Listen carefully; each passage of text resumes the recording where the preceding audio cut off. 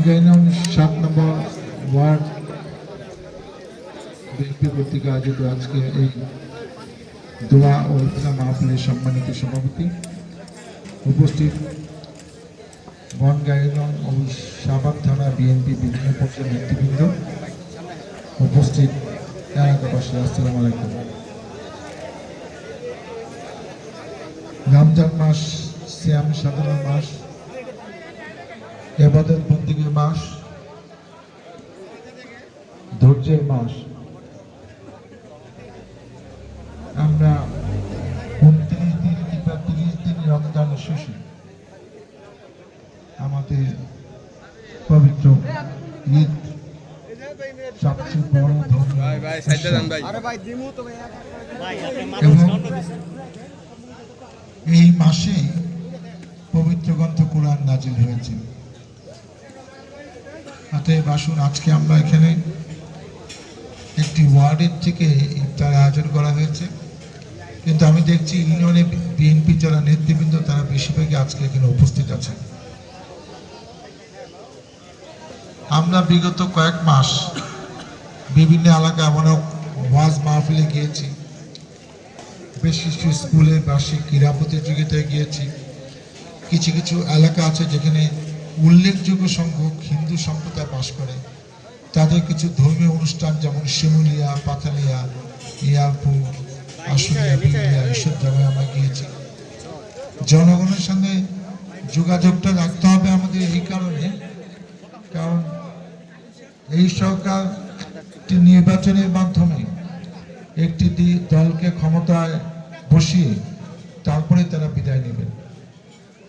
আজকে 15 বছর, 16 বছর, 17 বছর আমরা সবাই অনেক কষ্ট করেছি। এখানে এমন কোনো বিএনপি নেতাকে খুঁজে পাওয়া যাবে না যে তার নামে একটুও মামলা নেই। এবং তার চেয়েও বড় কথা, বেশিরভাগ নেতাকর্মী শান্তিতে বাসায় থাকতে পারে নাই। অনেকে তার বাবা মার চিকিৎসা করতে পারে নাই, দেখভাল করতে পারে নাই, নানা রকম দুঃখ কষ্ট। এই কথা বললে আর ইফতারের সময় পার হয়ে যাবে, তারাবির সময় চলে আসবে। আমরা সেগুলা মনে করতে চাই না, মনে রাখতে চাই। 5ই আগস্টের পরে নতুন করে দেশকে নিয়ে চিন্তা ভাবনা হচ্ছে, অনেক কিছু সংস্কার হচ্ছে। আমরা চাই দেশ সুন্দরভাবে পরিচালিত হোক। যারা অন্যায় করেছে, জুলুম করেছে, তাদের প্রচলিত নিয়মে বিচার হোক। আমরা বিচার নিজে হাতে যেন না নিই।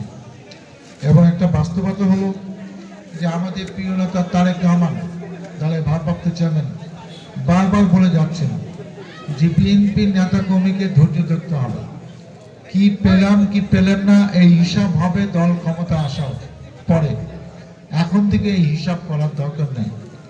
জনগণের ভোটে সংসদীয় এলাকায় একজন সংসদ সদস্য নির্বাচিত হবেন এবং একটি দল এরকম একটি একটি করে 151টি যে দল ক্ষমতা সিট পাবে তারাই সরকার গঠন করবে। অতএব সেই দিকে যেন আমাদের লক্ষ্যটা থাকে। এবার কিন্তু জানতার নির্বাচন হবে না। এবার এমন নির্বাচন হবে যে নির্বাচনে ভোট, প্রত্যেকটি ভোটের মাধ্যমে তাদের যোগ্য জনপ্রতিনিধি নির্বাচন করবে। অতএব আমরা যেন ভোটারদের দিকে লক্ষ্য রাখি, ভোটারদের মনোবাসনা কি সেটার দিকে লক্ষ্য রাখি এবং তাদের সাথে যোগাযোগ রেখে যেন আমরা রাজনীতিটা করি।